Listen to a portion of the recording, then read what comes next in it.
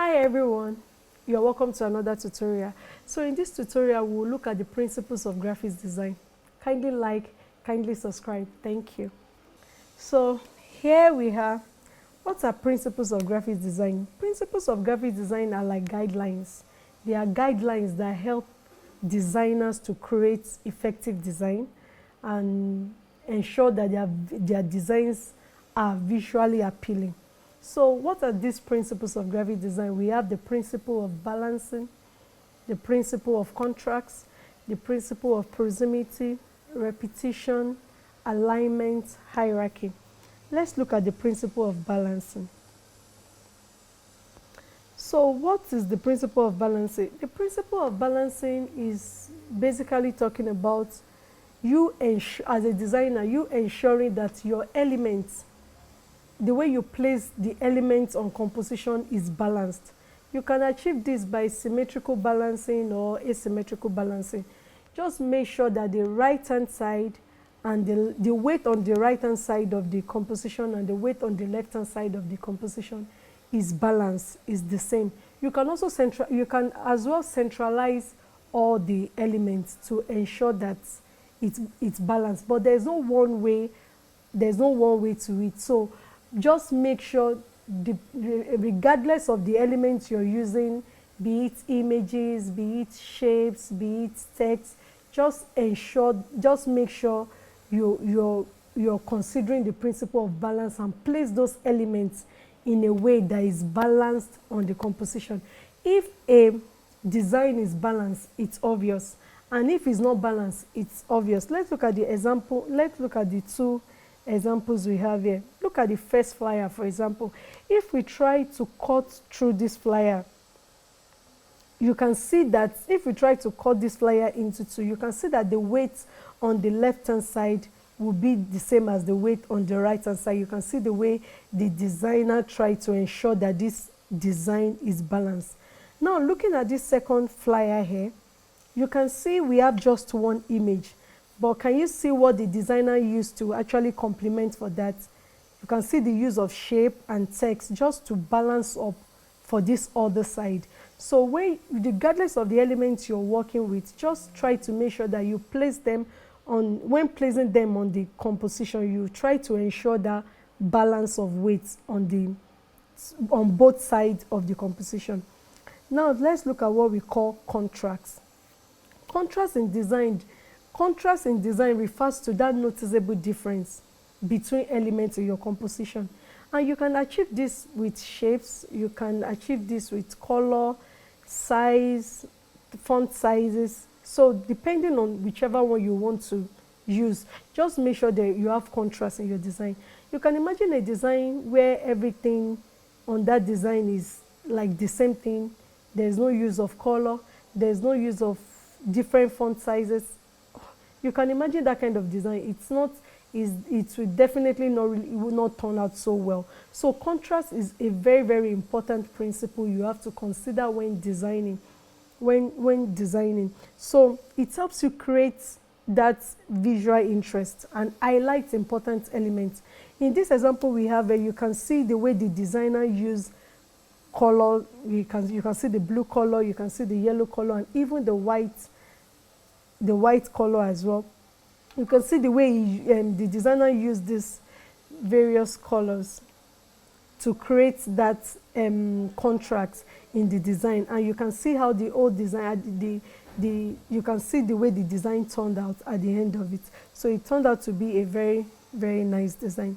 So you consider using contrast when designing. Let's look at the principle of hierarchy. So hierarchy helps you create that organization in your design. You can use it to prioritize elements as well in your composition. With hierarchy, you can even use it to guide how you want the viewer to see the design.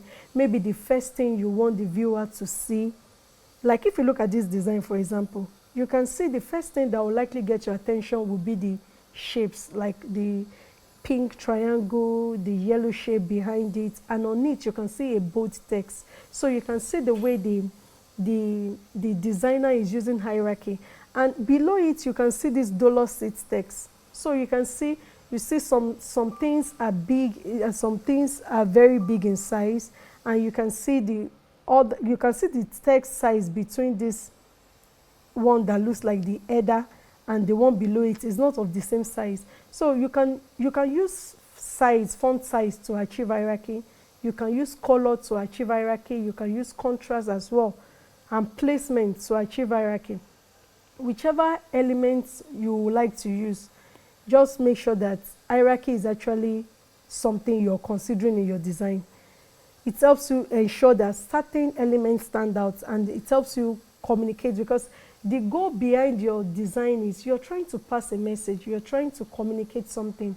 And if at the end of the day, the people you're trying to communicate to are not getting what you want them to get, then you should know that your design didn't turn out so well. Let's look at the principle of negative spacing. Negative spacing in design a negative spacing in design means that deliberate space you leave when making design. Like when you're working on your composition, you should not use all the composition space. No, you should deliberately leave out some space.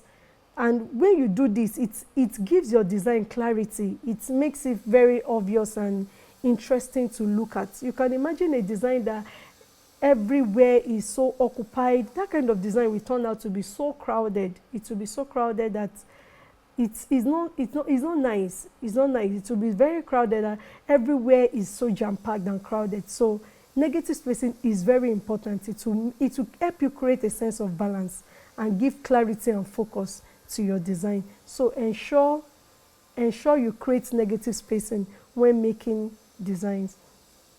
Let's look at the principle of alignment. Alignment is another very interesting principle in graphics design.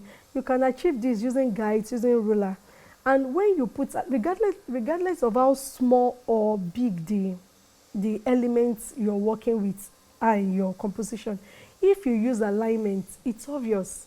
And if you don't use alignment, it's as well obvious as it may look small, but it's actually very obvious in design if there is alignment or there's no alignment.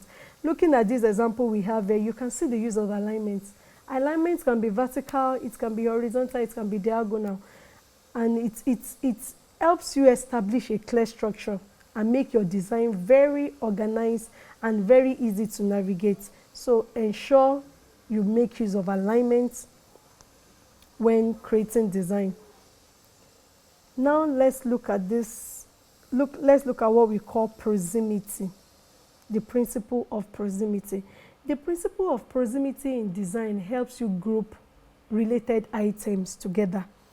Let's look at this design, for example. You can, okay, let's use this social media handle, for example. You can see the Facebook, Instagram, you can see it below at this last part of the design.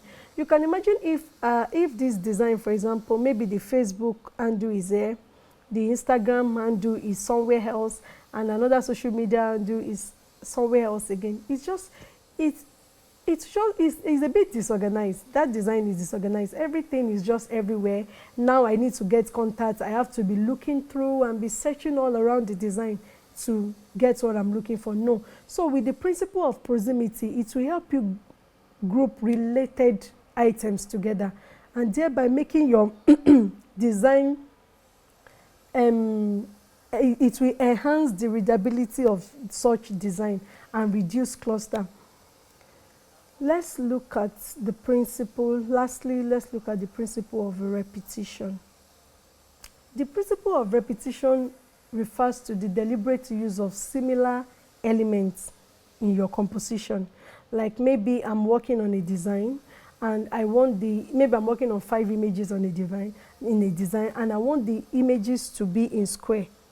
Okay, that is one option. And maybe the second option, I'm working on a design and I want to put the images in various shapes like square, circle, triangle.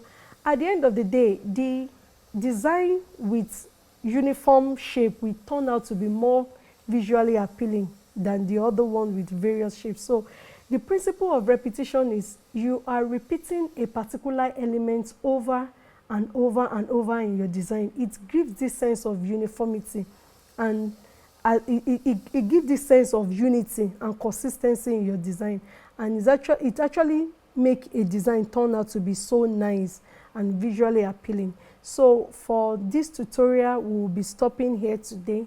So thank you for joining today's tutorial. I hope to see you in the next tutorial.